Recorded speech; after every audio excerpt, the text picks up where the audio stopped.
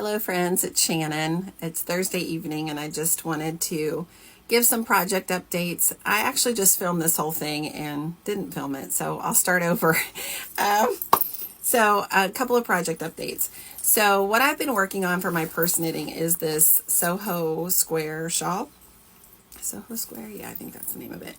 And I did wear one the other day in my outfit of the day, but I'm making this one out of navy and this Pop Rocks color that I've worn a sweater that you might have seen in my outfits of the day, and then it's this Martian green, and then it will have another navy, and so another navy section. So it will be a large square made up of 2 half triangles, and it's really a fun knit just because there's lots of short rows, so there's things to do, even though it feels like it's miles of garter stitch. So I'm making good progress on that. I just keep this in my purse and just knit on it as I can from time to time.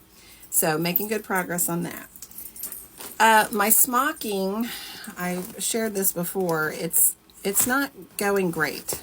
It's okay, but the fabric and the floss combination are really not showing up very well. So I've got all of my embroidery stitches, but I think because the fabric itself is so busy, you really can't see much. So I'm a little disappointed, honestly, in that. So I don't know if I should just try a different, well, I don't want to start over. So I think I'll just, carry on and get it done. But it's a little disappointing that it's not showing up more for all of that time and effort, and it is taking a long time. I guess when you smock something that's adult sized, it does take longer than a child, but I'll persevere. But I did want to share, so in my smocking, I have this little Notions bag. It's this little sewing bag or sewing pouch that I made when we were first married. So it's all cross stitched in kind of a sampler pattern. And then on the inside it says, "The pink may fade, the tulip wither, but the work of my hands will live forever." It doesn't quite rhyme.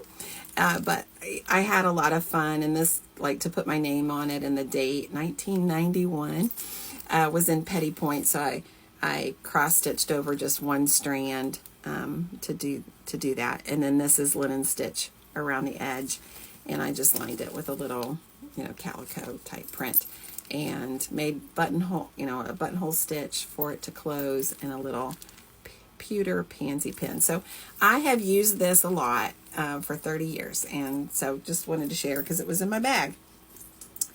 This pillow you saw last night, I was really tired and not making much progress, so I just set it down last night. I do need to work on this and get it done.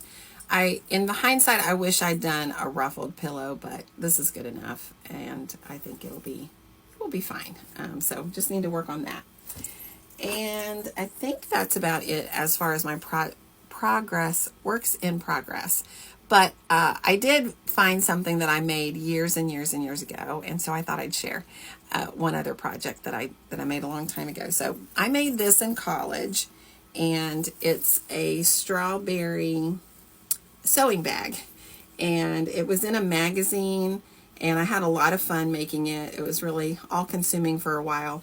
So embroidery stitches, and you pull the top of the strawberry off in its little drawstring bag. And I made this out of cotton velveteen. It's got little pearls that I've attached to it for the seeds of the strawberry. And then it's got a green silken little drawstring. And so you open it up, and there were little accessories that were part of the pattern that I made. So first is this little strawberry thimble holder. And so it's just a little bag made in the same way with the little seed pearls and the feather stitching on the leaves, and then you would have your thimble inside, so that keeps it all safe and secure in your little thimble holder.